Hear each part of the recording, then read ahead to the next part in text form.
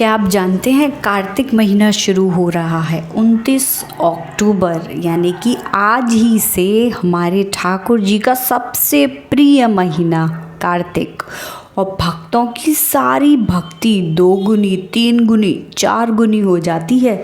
हाँ, अभी मैं आपको आज के वीडियो में बताती हूँ कार्तिक मास की सारी चीज़ें, आपको क्या क्या करना है, कैसे करना है, कैसे व्रत का पारण करना है, कैसे व्रत रखना है, दामोदर लीला, कार्तिक महीने का दीपदान, सारी चीज़ें मैं आपको बताऊंगी।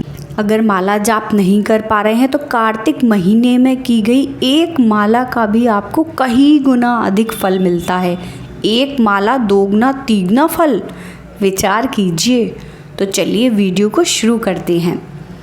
वीडियो शुरू करने से पहले अगर आपने चैनल को सब्सक्राइब नहीं किया है तो चैनल को सब्सक्राइब कर लीजिए, बेल आइकन को प्रेस कर दीजिएगा और लाइक और शेयर करना बिल्कुल भी मत भूलिएगा। और शेयर करने के लिए इसलिए कह रही हूँ मैं, क्योंकि हम अकेले अकेले तो कार्तिक मास का लाभ नहीं उठा सकते ना, फिर हम स्वार्थी कहलाएंगे। अरे हम तो बड़े स्वार्थी हैं। तो ज़्यादा से ज़्यादा आप सबको ये शेयर कीजिए, इस पवित्र महीने के बारे में सबको पता चले, सब भक्ति करने का अवसर पा सकें। इसमें मैं आपको 10 चीज़ें बताती हूँ। इसमें कार्तिक मंथ का उत्सव है, सेकंड में कार्तिक मास का महात्म्य, तीसरा कार्तिक मास में भक्ति करना, चौथा है कार्तिक अनुपालन कैसे करें, पांचवा है व्रत का पारण कैसे करें, छठा है दीपदान,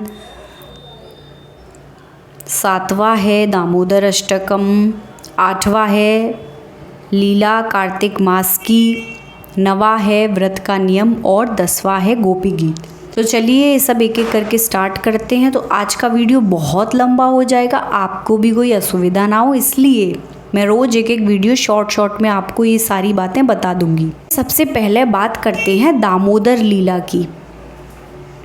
कार्तिक मास में दिवाली के समय ही ठाकुर जी ने दामोदर लीला की थी। अब आप लोग सोच रहे होंगे दामोदर लीला क्या है।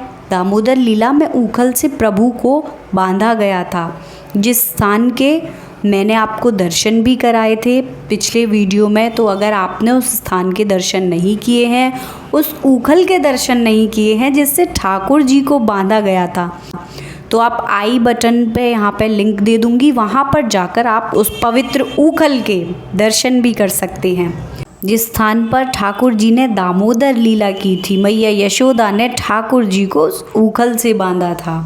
वैसे आप लोगों को पता होगा, नहीं पता है तो आप जाकर उस स्थान के दर्शन करके साथ साथ उस लीला को भी श्रवण कर सकते हैं। मैं आपको फिर से बता देती हूँ दामोदर लीला के विषय में।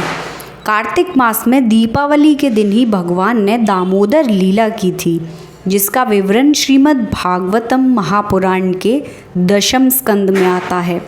इस लीला में बाल कृष्ण हमारे छोटे से ठाकुर जी माखन की मटकियों को फोड़कर यशोदा मैया को क्रोधित कर देते हैं, और फिर जैसे ही यशोदा माता उन्हें दंड देने के लिए खड़ी होती हैं, उनके पीछे भागती है, तो नटखट बाल गोपाल वहाँ से भाग जाते हैं।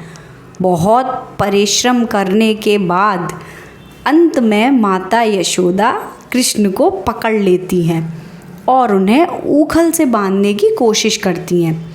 लेकिन जैसे ही रस्सी में गांठ लगाने लगती हैं, वो रस्सी 2 अंगुल छोटी पड़ जाती है। यशोदा मैया फिर से प्रयास करती हैं, फिर यही सेम घटना घट जाती है कि वो रस्सी फिर से 2 अंगुल छोटी हो जाती है। 3-4 बार उन्होंने प्रयत्न किया, लेकिन बार बार ऐसा ही हो रहा था। वो ठाकुर जी को रस्सी से बांध ही नहीं पा रही थी, रस्सी 2 उंगली छोटी पड़ जाती थी।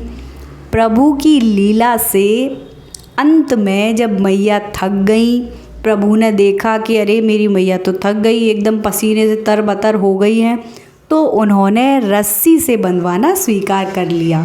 तब जाकर उनका नाम पड़ा दामोदर। दामोदर का मतलब है जिनका उदर यानी कि पेट, दम यानी कि रस्सी, तो जिनका पेट रस्सी से बंध गया हो, दामोदर। फिर जब यशोदा मैया श्री कृष्ण को बांधकर अपने घर के कामों में व्यस्त हो गईं, तब भगवान श्री कृष्ण ने 2 पेड़ यमलार्जुन के देखे, और वो पेड़ नहीं थे, वास्तव में वो कुबेर के पुत्र नलकुबेर तथा मणिग्रीव थे, जो नारद मुनि द्वारा शापित किए गए थे, जिस कारण से वो पेड़ बने हुए थे।